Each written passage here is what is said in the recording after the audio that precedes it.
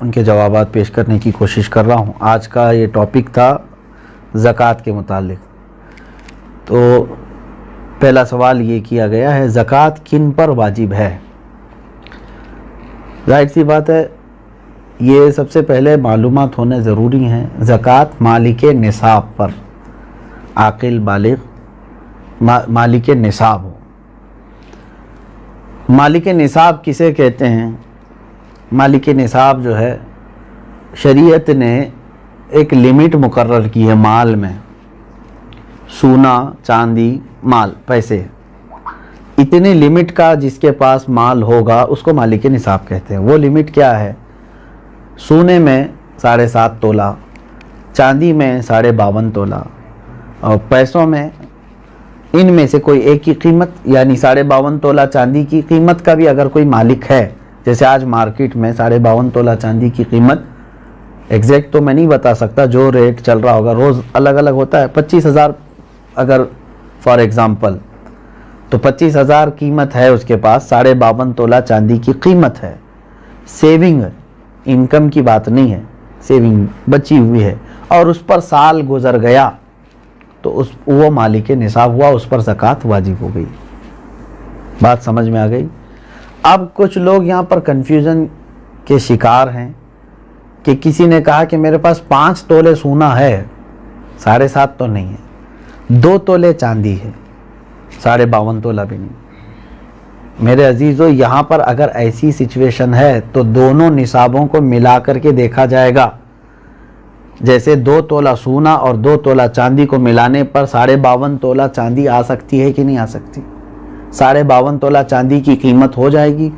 اگر کوئی ایک بھی نصاب پورا ہو گیا تو مالک نصاب ہے۔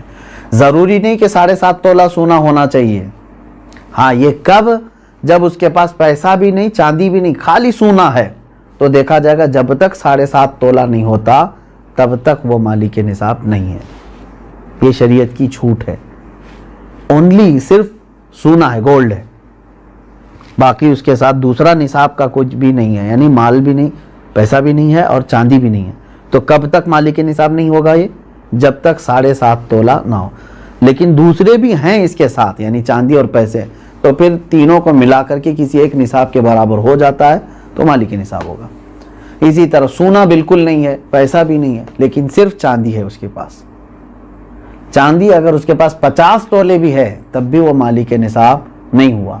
کیوں؟ اونلی چاندی ہے اس کے پاس۔ کب مالک نصاب بنے گا یہ؟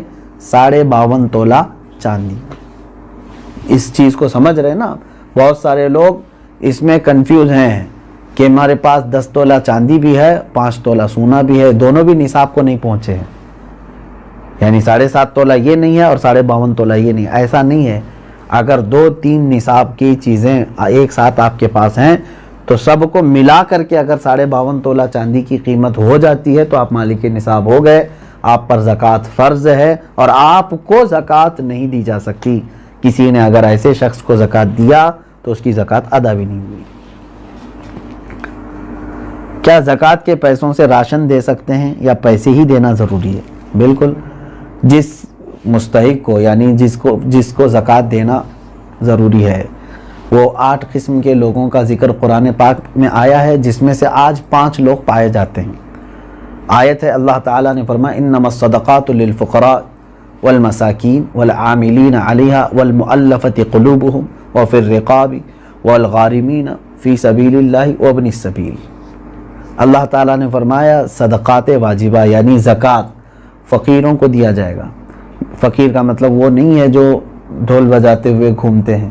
فقیر، شرعی فقیر کس کو کہتے ہیں؟ اس کی ایک ڈیفینیشن ہے، جس کے پاس نصاب کے برابر پیسے نہیں ہیں، یعنی جو نصاب ابھی میں نے بتایا نا، جو لمٹ شریعت نے مالک نصاب ہونے کی بتایا، اس لمٹ کے برابر اس کے پاس پیسے نہیں ہیں تو وہ شریعت میں فقیر ہے۔ اس سے بھی کم درجے کا، یعنی کھانے پینے کی بھی اس کے پاس دقتیں ہیں، وہ مسکین ہے۔ فقیر کو دیا جائے گا، مسکین کو۔ اور عامل جو ہے وہ بادشاہ کی طرف سے وصول کرنے کے لیے آتے تھے، لیکن اب وہ نہیں ہے، ان کا بھی ذکر اس آیت میں ہے، وہ نہیں ہے۔ والمؤلفۃ قلوبہم، پہلے ایسا تھا کہ کفار و مشرکین کو بھی ان کا دل رکھنے کے لیے، اسلام کی طرف رغبت ان کو بڑھانے کے لیے زکوٰۃ دی جاتی تھی، لیکن وہ حکم اب ختم ہو گئے, منسوخ ہو گئے, یہ بھی اس آیت سے نکل گئے. وہ پھر رقاب, اور گردن آزاد کرنے کے لیے, یعنی کوئی غلامی کی زنجیروں میں جکڑا ہوا ہے, آپ زکوٰۃ کا مال دے کر کے اس غلام کو آزاد کرا سکتے تھے, لیکن اب غلامی کا دور بھی نہیں. یہ 3 تو اس میں سے نکل گئے. پہلے 2 میں نے بتایا, فقیر, مسکین, وہ ہیں. اب آگے سنیے, والغارمین. اب یہاں آیت میں ہے جو قرض میں ڈوبا ہوا آدمی ہے اس کو بھی زکوٰۃ دے سکتے ہو آپ, یعنی وہ مالک نصاب نہیں ہے اور لوگوں کے قرض لیا ہوا ہے اور پریشان حال ہے, تو اس کو زکوٰۃ دو تاکہ وہ قرض کے بوجھ سے نکل جائے. فی سبیل اللہ, اس کا مطلب ہے اللہ کے راستے میں جو ہیں, جیسے علم دین حاصل کرنے والا یہ اللہ کے راستے میں, جہاد فی سبیل اللہ جو کر رہا ہے وہ اللہ کے راستے میں ہے, تو جو اللہ کی راہ میں نکلے ہوئے ہیں ان کو بھی زکوٰۃ دے سکتے ہیں. جیسے ہم مدارس کو دیتے ہیں, مدرسوں میں جو طلبہ ہیں وہ اللہ کی راہ میں ہیں, اس لیے ان کے لیے زکوٰۃ ہے. وابن السبیل, اور مسافر کو, مسافر جو ہے راستے میں ہے, اگرچہ وہ اپنے گھر پر پیسے والا ہوگا, مالک نصاب ہوگا, لیکن سفر میں اس کے پاس پیسے نہیں ہیں تو اس کو بھی زکوٰۃ کے پیسے آپ دے سکتے ہیں.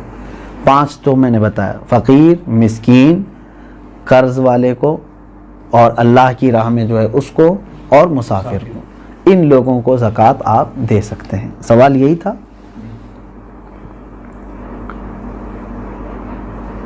سوال یعنی جن لوگوں کو زکوٰۃ دینا ہے, میں نے یہی کہا تھا کہ ان کو چاہے تو آپ پیسہ دیں, چاہے تو ان کی ضرورت کا سامان دیں, جائز ہے, لیکن ان کو مالک بنانا ہوگا آپ کو.